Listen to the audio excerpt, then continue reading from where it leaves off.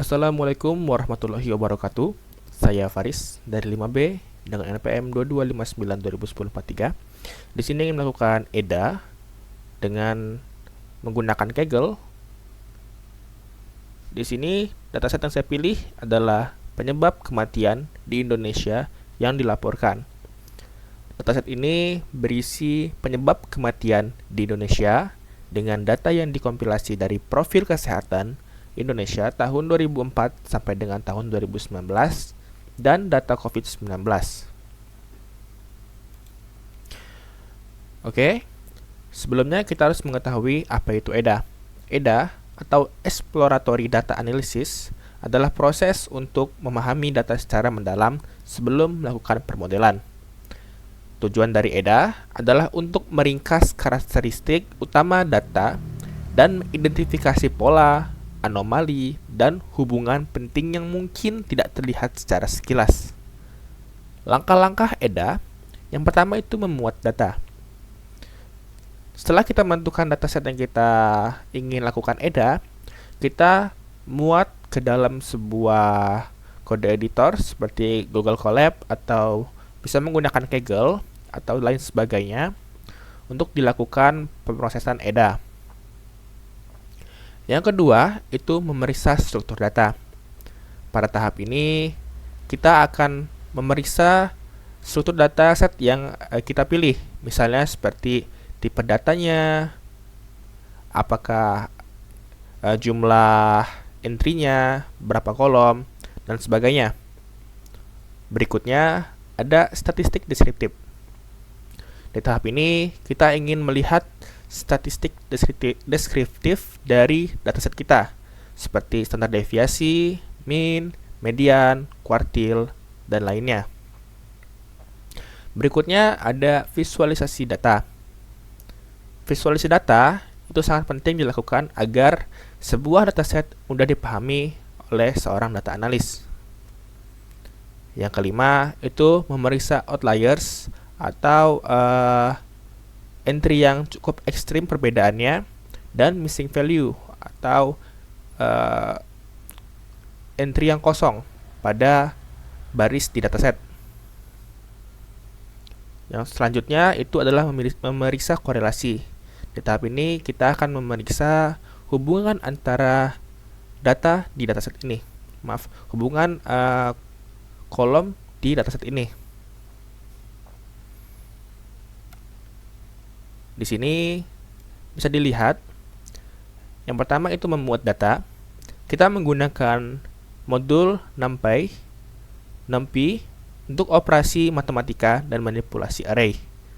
Kemudian ada modul Pandas untuk pengolahan dan analisis data tabular.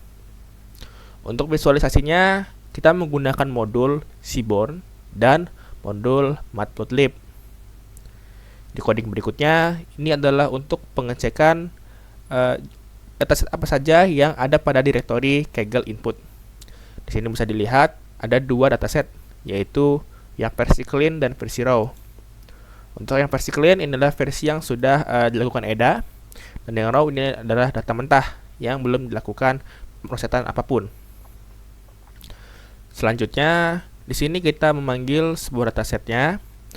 Di sini saya memilih untuk menggunakan dataset yang mentah dengan menggunakan Pandas dan kita masukkan ke dalam sebuah variabel df. Kedua, itu memeriksa struktur data.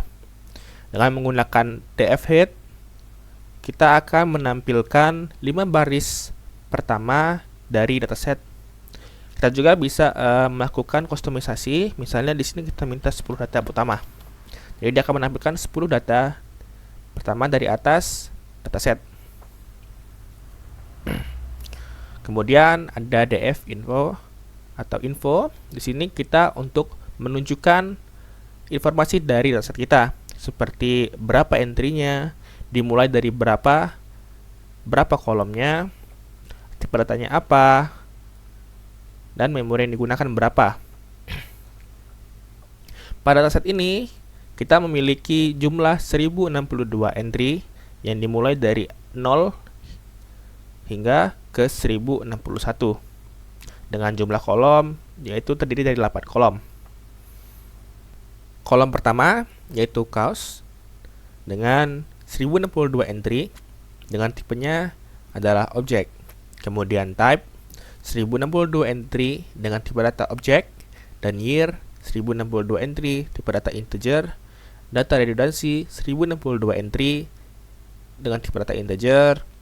Total date 1062 entry dengan tipe data integer. Source 1062 entry dengan tipe datanya objek.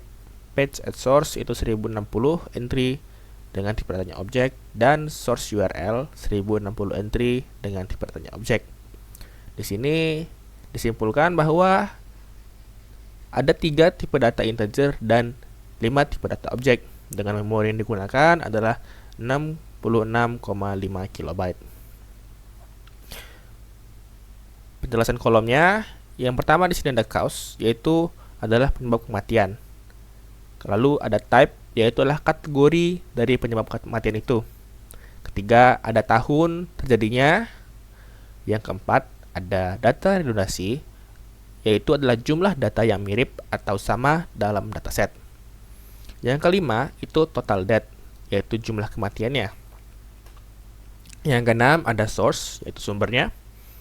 Yang ketujuh, ada page at source, yaitu halaman keberapa dari sumbernya, dan source URL, yaitu sumber URL-nya.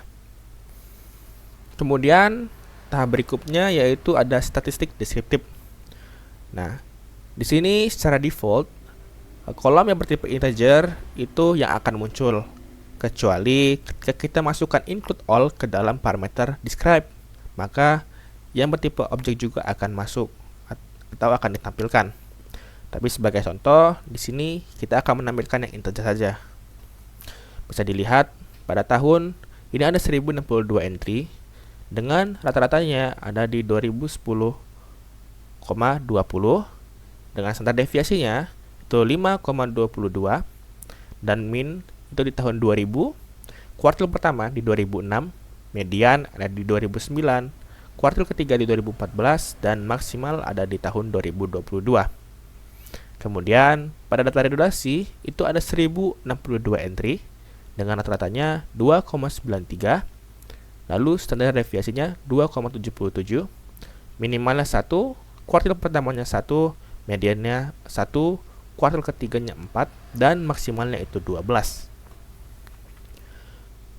Kemudian pada total death itu ada 1062 entry, di mana rata-ratanya adalah 1194,36, dengan standar deviasinya itu 6248,98, dengan minimal adalah 0 total kematian, kuartil pertama 0 kematian, mediannya 42 kematian, kuartil ketiganya 261 kematian, dan maksimalnya itu ada di 129.171 kematian. Kemudian di sini kita menggrupkan total kematian berdasarkan tipe bencananya. Di sini bisa dilihat ada 3 tipe bencana pada dataset ini. Yang pertama bencana alam, ya, berikutnya bencana non alam dan penyakit, dan kemudian bencana sosial.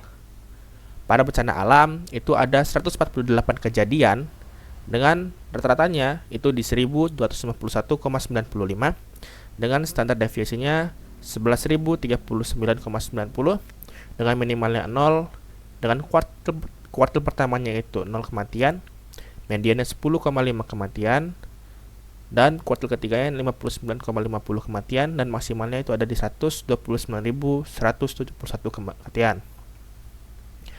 Kemudian bencana alam dan penyakit itu ada 894 kejadian, di mana rata-ratanya itu ada di 1211,25, dengan standar deviasi 5128,46, minimalnya 0, kuartil pertamanya itu 8, mediannya 63, kuartil ketiganya 461,75, dan maksimalnya itu ada di 121.956 kematian.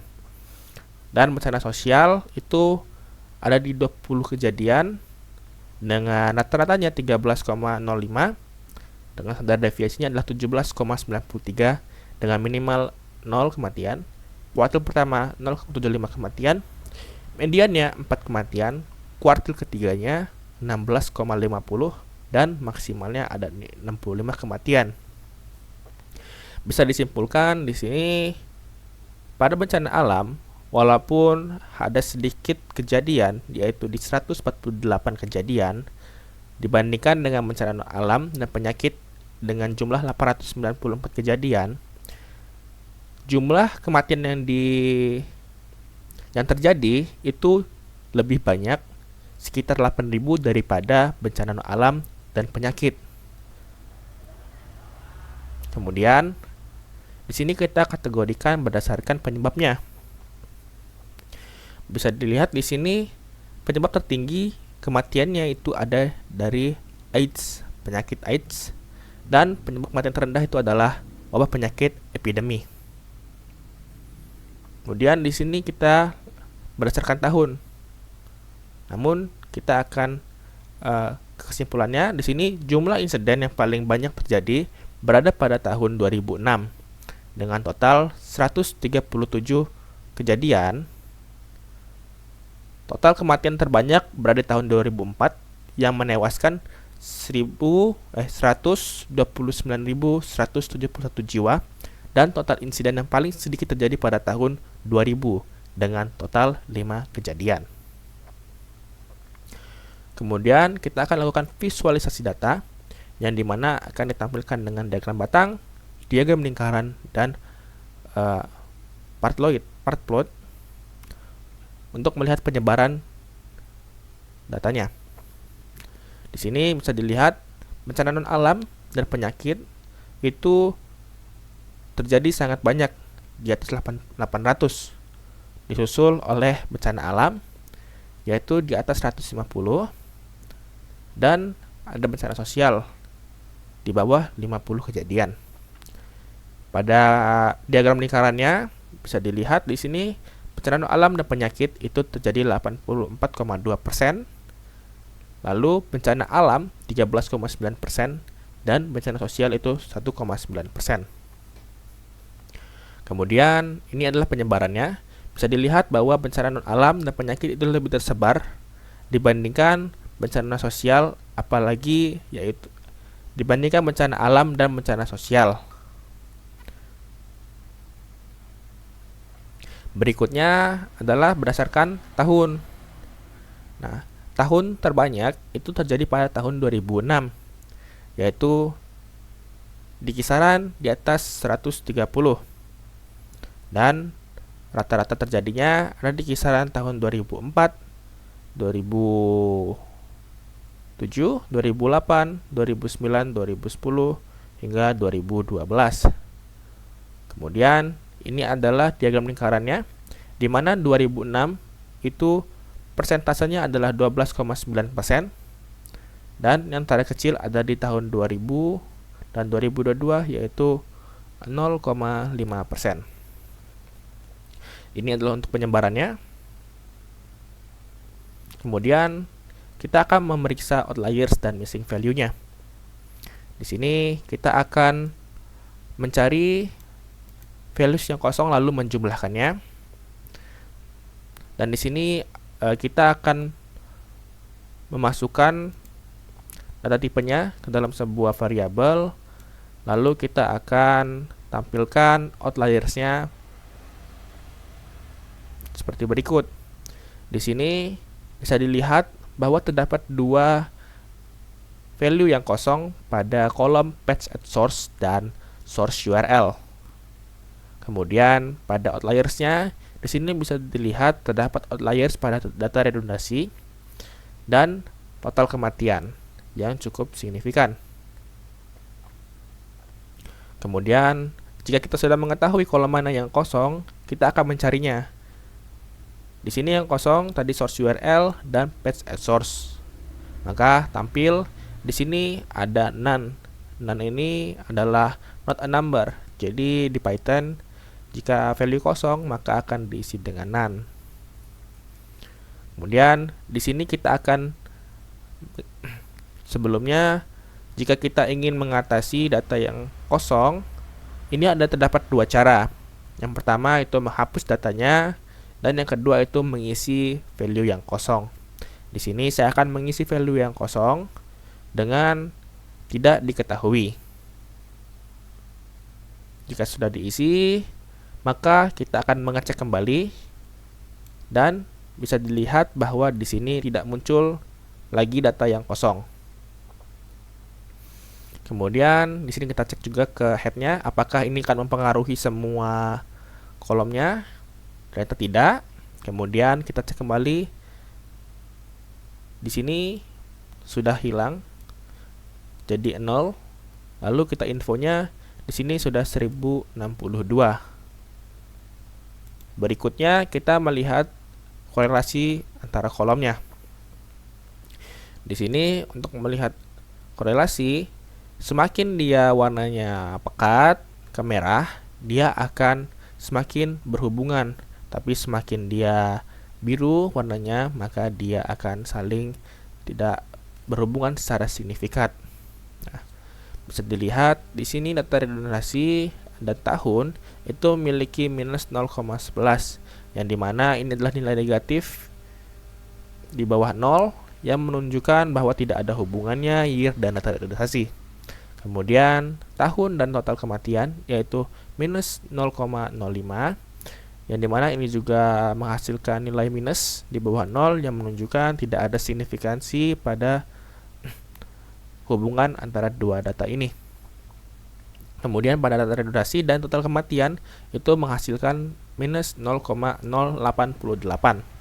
yang dimana ini juga adalah angka minus di bawah 0 yang menunjukkan bahwa tidak adanya korelasi antara total kematian dan data redundansi.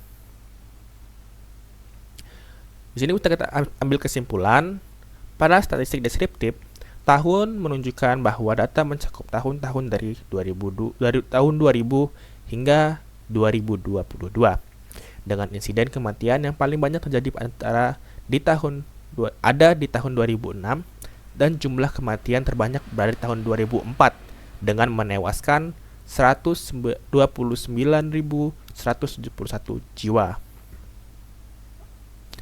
Data redundansi bervariasi dari 1 hingga 12, menunjukkan bahwa ada beberapa entry dengan tingkat kemiripan atau kesamaan. Total kematian memiliki variasi yang sangat besar, mulai dari 0 hingga 129.171. Standar deviasi yang besar mengindikasi adanya ketimpangan yang signifikan dalam jumlah kematian antar entry data. Lalu, berdasarkan tipe bencana. Bencana alam, meski lebih jarang terjadi dibandingkan bencana alam, mereka memiliki potensi menyebabkan jumlah kematian yang sangat besar dengan variasi yang ekstrim. Kemudian, bencana non alam dan penyakit terjadi lebih sering, dan meskipun hampir mirip dengan bencana alam, kejadian dan kematian lebih rendah dibandingkan bencana alam. Kemudian, bencana sosial ini menunjukkan kategori yang paling jarang terjadi dan memiliki rata-rata jumlah kematian yang jauh lebih rendah. Bahkan dalam kejadian terburuk, korban jiwa tidak mencapai ratusan. Pada korelasi, semua nilai korelasi yang diperoleh berada di bawah 1, yang secara statistik dianggap tidak signifikan. Hubungan antara variabel ini sangat lemah, artinya mereka hampir tidak saling mempengaruhi. Lalu, apakah EDA itu wajib dilakukan, dan apakah dapat melakukan permodelan tanpa melakukan EDA? Secara teknis, EDA tidak diwajibkan, namun sangat-sangat disarankan melakukan EDA. Dengan melakukan EDA, kita akan mengetahui karakteristik dataset kita, pola kita, dan mengetahui apakah ada outliers atau missing value pada data kita. Kemudian, apakah dapat melakukan permodelan tanpa melakukan EDA? Bisa, namun kita membuat model dengan data yang bermasalah. Misalnya ada outliers atau missing value, yang dimana itu akan mempengaruhi tingkat keakuratan model yang kita buat. Mungkin itu saja dari saya akhiri. Wassalamualaikum warahmatullahi wabarakatuh.